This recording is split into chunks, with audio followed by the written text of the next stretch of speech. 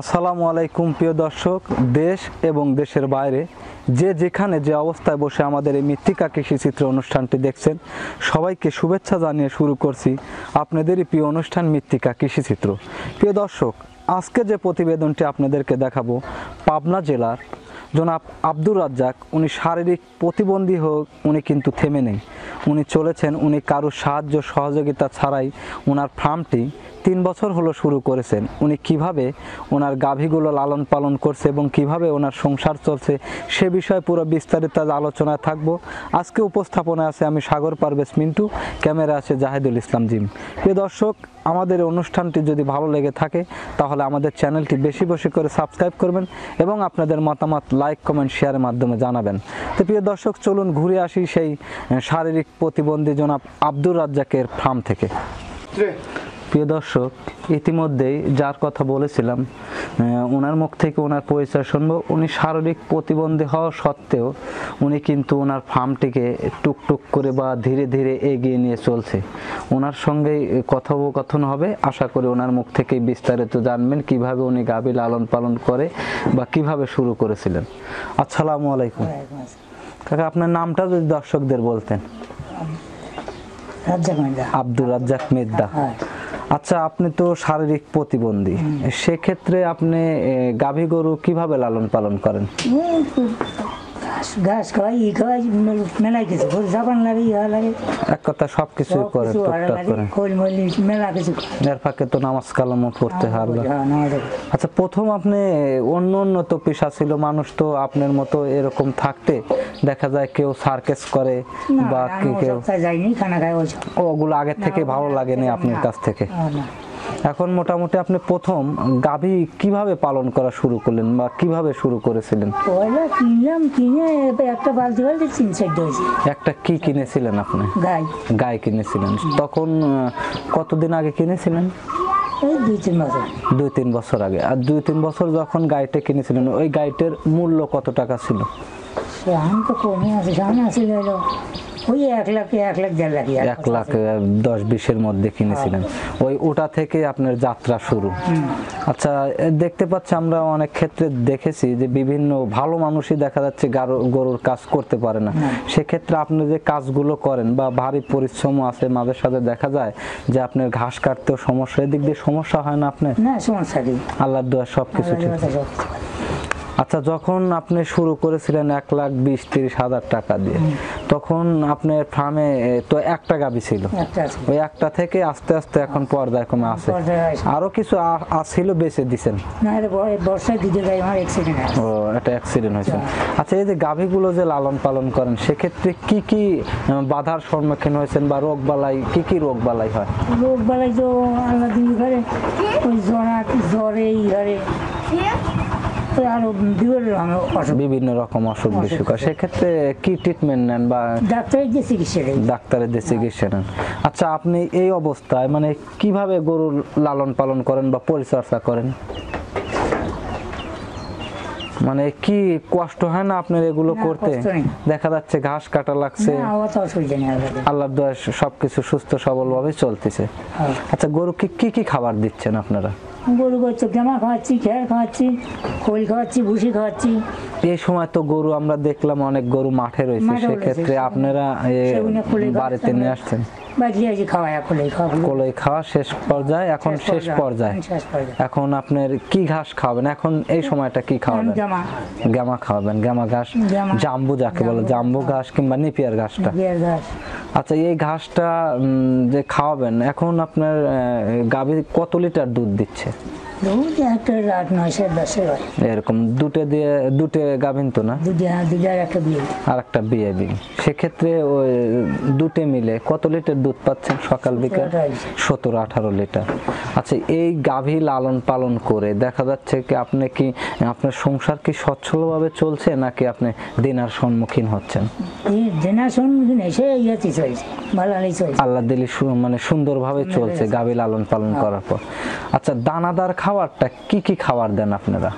আমি তো ওই দানা মানে খাই না, খাই খোল ভুসি আর খাই। ওইটাই দানাদার ওই খাবার। ভুসি খাই, তাছাড়া তো কিছু খোল ভুসি ভুট্টার গুঁড়া এগুলো মুজো খাওয়া। মুজো খাই, আমি ওসবটা কিচ্ছু পাই না। আচ্ছা এই যে এখন যে প্রচন্ড গরম, সেক্ষেত্রে দেখা যাচ্ছে গাভী, আমি গাভী জাপান লাগে, হ্যাঁ এটা কয় বেলা ঝাপাতে হবে?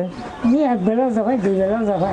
অতিরিক্ত যখন গরমের গরম চাপ থেকে পড়ে যখন দুই তখন 2 বেলা ঝাপাতে হবে। আচ্ছা আপনার গাভীগুলো কি উন্নত জাতের নাকি আপনার দেশাল ক্রস? না ওই আমার অস্ট্রেলিয়া। অস্ট্রেলিয়া গরু উন্নত জাতের। হ্যাঁ। আচ্ছা এখন যে গাভীগুলো আছে তাতে কি আপনি চিন্তা ভাবনা আছে যে আপনার ফার্মটিকে আরো বড় করবেন? সেটা আল্লাহ দিলে তো ওরা লাগবে, পর্যায়ক্রমে ধীরে ধীরে করবেন। আচ্ছা আচ্ছা। আচ্ছা আপনার ছেলে মেয়ে কয়টা?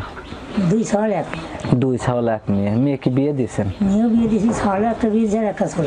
ছেলেও বিয়ে দিয়েছেন, মেয়েও বিয়ে দিয়েছেন। আর সেক্ষেত্রে সবাই তো একসাথেই আছেন সব। হ্যাঁ সব একসাথে।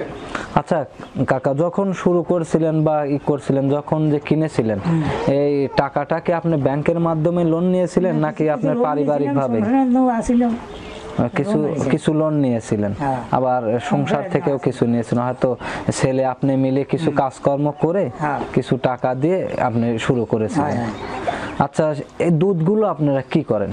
দুধ মিলে দেয়। মিলে দেন? মিলে কি ম্যানেজারকে দেন নাকি নিজেই দেন? ম্যানেজারকে দেই। ম্যানেজারকে দেন। এটা কত টাকা লিটার আপনি দুধের দাম পাচ্ছেন এখন? দুধ আমাদের 42 টাকা দিচ্ছে, 42 টাকা করে দিচ্ছে। এখন বর্তমানে 42 টাকা। 42 টাকা করে। আমরা দেখতে পাচ্ছি বিভিন্ন জায়গা, দেখা যাচ্ছে অনেক ক্ষেত্রে দেখা যাচ্ছে আমাদের বিশেষ করে পাবনা সিরাজগঞ্জ এলাকায় প্রত্যেকটা বাড়িতেই গাভী লালন পালন করে। ঠিক আছে। আমরা এমন কোনো বাড়িতে বা এমন কোনো ফ্যামিলিতে দেখলাম না যে 2-4টি করে গাভী নাই। যে গরিব মানুষ তারও দেখা যাচ্ছে 2-4টি গাভী আছে। সেক্ষেত্রে আমাদের এলাকাটা যে হারে দুধের উৎপাদন, সে হারে কিন্তু দুধের মান ওরকম নাই, না। ওইরকম টাকা পাচ্ছেন না টাকা আপনারা। পাচ্ছি না আমরা। আমাদের এখানে দেখা যাচ্ছে বিভিন্ন প্রতিষ্ঠান আছে, মিল্ক ভিটা, আকিস, প্রাণ বা অনেক প্রতিষ্ঠান আছে। সেক্ষেত্রে এদের এরা কি আপনাকে কোনো সাহায্য সহযোগিতা করছে বা কোনো ডোনার পারসন আপনাকে কোনো না, সাহায্য না। কোনো সাহায্য সহযোগিতা করেনি? না। কারোর কাছে হাতও পাতেননি? না। আল্লাহ দিলি এই কষ্ট করে ধীরে ধীরে আপনার ধীরে ফার্মটা এগিয়ে নিয়ে চলছেন। আচ্ছা যে কথায় ছিলাম, আপনার ফ্যামিলিতে সদস্য কয়জন? স্যার খানা ছিল 7 জন। 7 জন। আল্লাহ দিলে 7 জন এই গরুর উপরে ডিপেন্ড করেন নাকি আপনার বাইরের সাইড থেকে কিছু বাইরেও কিছু আছে, কামাই আছে। কিছু কামাই রোজগার আছে? আপনার তো জমি জমাও কিছু আছে মনে হয়, জমি জমাও আছে। আচ্ছা এতে যদি কেউ মানে শারীরিক প্রতিবন্ধী যারা আছে, আপনি হয়তো কারোর কাছে হাত পাতেননি, কারোর কাছে কারোর দুয়ারে দাঁড়াননি, বা সার্কেস বা বিভিন্ন মেলায় ওসব কাজও করেননি, সেক্ষেত্রে আপনি আপনার দিক দিয়ে স্বাবলম্বী, খুব ভালোবাসছে এক কথা। আচ্ছা এই ডেইরি ফার্ম করে তাতে কি একজন মানে লাভের মুখ দেখতে পারবে যদি কেউ ইচ্ছা করে করে, ঠিক মতো পরিচর্যাটা ঠিক মতো যদি করে? আচ্ছা এই যে মশা মাছি যে আপনার ফার্মে অ্যাটাক করছে বা মশা মাছি দেখা যাচ্ছে, এই মশা মাছির বিরুদ্ধে কি কোনো পদক্ষেপ নিচ্ছেন? এই যে মশারি টানানোর ব্যবস্থা করেন? মশারি বানান লাগবে। আর গাভীগুলোকে কখন কখন খাবার দেন? দেয় না, পর্বতের দিনে খাওয়াই, আবার দুপুর পর আবার ফজরের আজান দেওয়ার পর তারপরে আপনার বিকেলে আবার 2টার কি 1টার ওই দিকে খাবার দেন। আচ্ছা যে খাবারটা দিচ্ছেন এখন কি একে কাঁচা ঘাস দিচ্ছেন? কাঁচা ঘাস। কাঁচা ঘাস কি ঘাসটা দিচ্ছেন? ওই লিপিয়ার গামা। নিপিয়ার গামা এই ঘাসটা দিচ্ছেন সকাল বিকেল।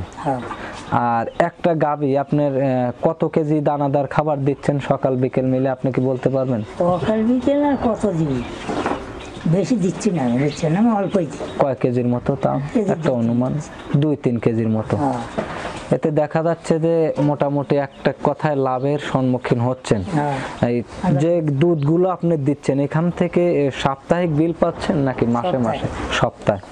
কত টাকা বিল পাচ্ছেন এই কয়েকটি গাভীতে? 1000 4,000-5,000 এরকমের মতো। এখান থেকে আপনার গাভীকে খাওয়ানোর পর আপনার সংসারে কি কিছু টাকা থাকছে নাকি পুরোটাই গায়ে গায়ে শোধ যাচ্ছে? কিছু নিজেও চলে বাসে, এক কথায় কিছু টাকা বাসে, সেটা দিয়ে সংসার সুন্দরভাবে চালিয়ে যাচ্ছে। তা আমরা আসছিলাম একটা মৃত্তিকা কৃষিচিত্র চ্যানেল থেকে, আপনার কিভাবে গাভীগুলো লালন পালন করেন এই শারীরিক অবস্থা নিয়ে সে বিষয়ে একটি প্রতিবেদন করার জন্য। আমাদেরকে সময় দেওয়ার জন্য আপনাকে অসংখ্য ধন্যবাদ। দোয়া করে আপনার ফার্মটা যেন আরো বড় হোক এবং সুন্দরভাবে আপনার সংসার যেন সুস্থ সবলভাবে আল্লাহ চালিয়ে নেয়। তো ভালো থাকবেন কাকা, আসসালামু আলাইকুম। প্রিয় দর্শক, আব্দুর রাজ্জাক উনি শারীরিক প্রতিবন্ধী হয়েও কিন্তু সমাজের বোঝা না। আপনারা যারা শারীরিক প্রতিবন্ধী আছেন বা যারা অ্যাবনর্মাল এক কথায় বলা চলে, ওনাকে দেখে আপনারা শিক্ষা নিতে পারেন। উনি কিন্তু কারুর দুয়ারে হাত পাতেননি বা কারুর কাছে যাননি, কারুর সহযোগিতা ছাড়া উনি নিজে পরিশ্রম করে আজ উনি গাভী লালন পালন শুরু করেছেন। আপনারা চাইলেও এভাবে গাভী লালন পালন করে স্বাবলম্বী হতে পারেন। প্রিয় দর্শক, আরেকটি কোনো নতুন প্রতিবেদনে বা আরেকটি কোনো সফলতার গল্প বা কৃষকের সফলতার গল্প তুলে ধরার লক্ষ্যে আরেকটি প্রতিবেদন হয়তো আপনাদেরকে দেখাবো, হাজির হব। শেষ পর্যন্ত আজকের মতো বিদায় নিচ্ছি। সবাই ভালো থাকবেন, সুস্থ থাকবেন। আল্লাহ হাফেজ।